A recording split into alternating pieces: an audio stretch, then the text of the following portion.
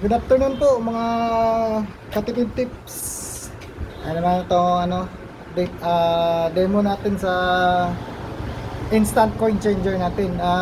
Mayroon kasing nag request o nag-order na gusto niyang coin changer only tsaka with bill acceptor po. Ayan, pwede naman po 'yun, walang problema. Ito na po 'yun coin changer, ito po yung coin dispense, saka display. Coin slot, tumatanggap ng piso, 5, 10, tsaka 20, tsaka ito, bill acceptor, tumatanggap ng ano po, ito, 20, 20, 100, 50, tsaka 200. Tumatanggap din ito ng 500, tsaka 1,000 po. Hindi po naka-disable, lahat ay naka-enable po yan. So, subukan natin kung gumagana ba siya. At ito naman po, ito yung ano niya, changer button. Okay. Sige po, subukan natin. Saksak muna. Ayan. Config state, 5 peso coin amount. Ayan po. Insert coin or bill po. Okay. Simulan muna tayo sa 20 pesos po. 20 pesos, 10, 5. Ayan po, bago na 10, bago na 5, tapos luma na 5, tapos lumang 10, pagka bagong ito 10 po. Okay. Tapos piso po, tumatanggap siya kung halimbawa yung mga bata ay gustong magpabuo ng 5 piso po. Ayan. Gusto nila yung gusto kasi nila nihulog yung ano lang, buong 5 piso. Ito po. 5 pesos na 5 pesos na piso po. Try natin. So, pag naghulog po sila, ayan, nag-count, nag-credit. Pag 1 peso lang po o kaya 4 pesos lang yung hinulog nila, 4 pesos. Pag nag-dispense sila, walang mahuhulog po. Ayan. Try natin. Ayan po. Walang magdi-dispense po. Kumbaga, bakit mo naman hulugan ng 1 piso, 5 peso yung ano niya, dispense niya. So, akala mo mas scam tong unit. Hindi. Donation po yung piso mo. Hindi na yun mababalik sa'yo. So, ito. Kailangan, 5 piso, 5 pirasong piso po para magiging buo siya na 5 piso ang ano niya, ihuhulog.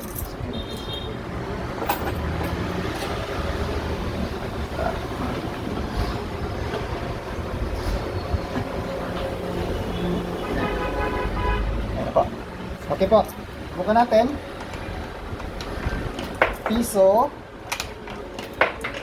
2, 3, 4, tsaka 4 pesos po, di din pwede po. Di din pwede. Hindi siya magdi-dispense talaga. Donation talaga yan punta. So, 5.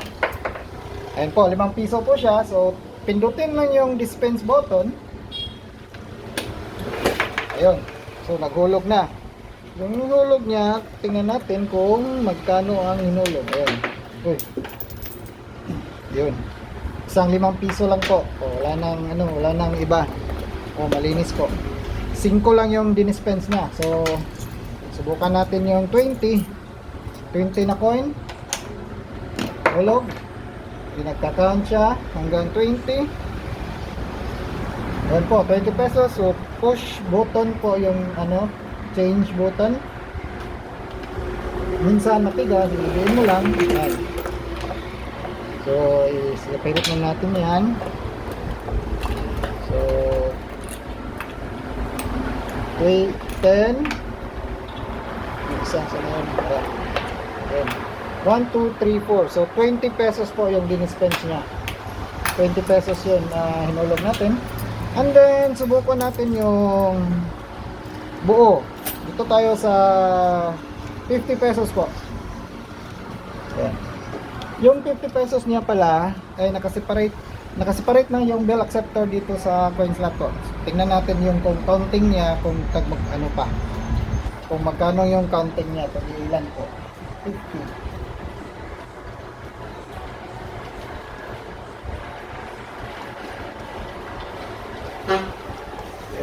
dalawa. Ayan na. Ayan. So, madali lang yung counting niya. Tag 10. By 10 by 10 siya. So, 50 pesos. So, hulog. Dispense. Ayan po. Tapos na.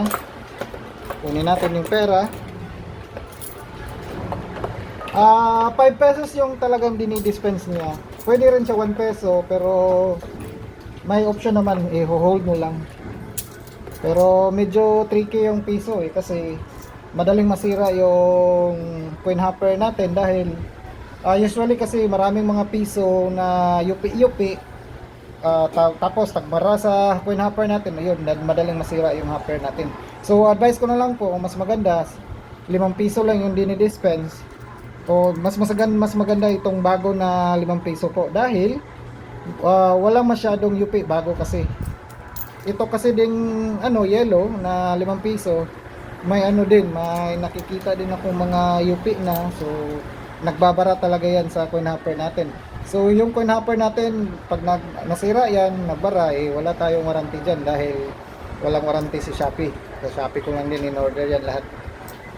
So yun ito, ibilangin natin 1, 2, 3, 4, 5. So 50 pesos yung dinispense niya. Pindutin niya lang kung tapos walang mangyayari yan po. Dito naman tayo po sa 100. Ayan po, 100 tayo.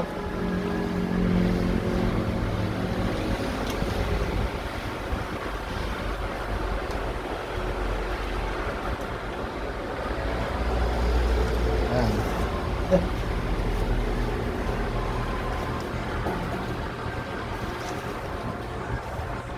100.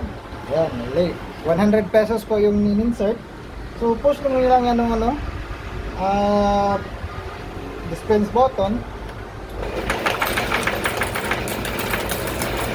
Ayan. Ayan na. So bilangin natin yung pera natin kung tama ba yung dinispense niya. 1, 2, 3, 4, 5, 6, 7, 8, 9, 10. So wala na, empty. 1, 2, 3, 4, 5, 6, 7, 8, 9, 10 po. So accurate talaga yung bilang natin, yung dispense niya. Tsaka may siya, may pictures din siya. Kasi subukan natin ng 500. Wala tayong buong 500, so subukan natin ubusin yung coin hopper natin kasi yung coin hopper natin, itong system na to, pag naubusan siya ng coins, isang beses lang siyang maubusan, hindi na siya mai-insertan, so mag-error na siya dito. Mangyayari doon is kailangan din mag-monitor dahil kakainin din yan ng pera pag siya, ganito rin, subukan natin.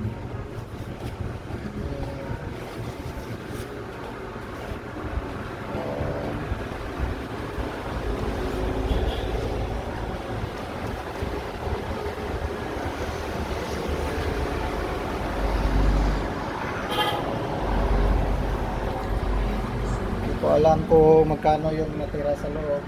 Subukan natin ubusin kung mag-error siya. Ayan po, 400 pesos po. So pindutin nga ng exchange button.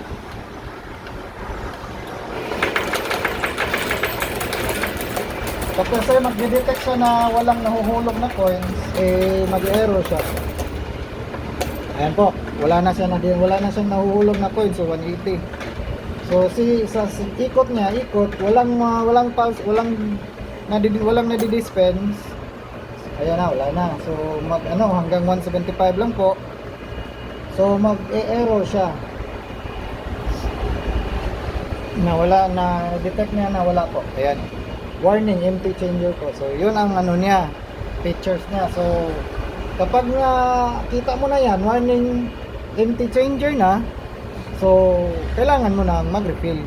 Ayan po, empty changer. Wala na talaga. Empty dispenser. Please refill po. So, pag yung mga bata, pag nakita na yung ganyan, huwag niyo yung subukang hulugan po. Kaya dahil, hindi talaga yan mag-dispense, wala nang laman. So yun, kahit pindot-pindutin niya yan, wala, error talaga yan. So ganun lang po. Salamat pala kay Sir Sony, from saan ba yun si Sir Sony?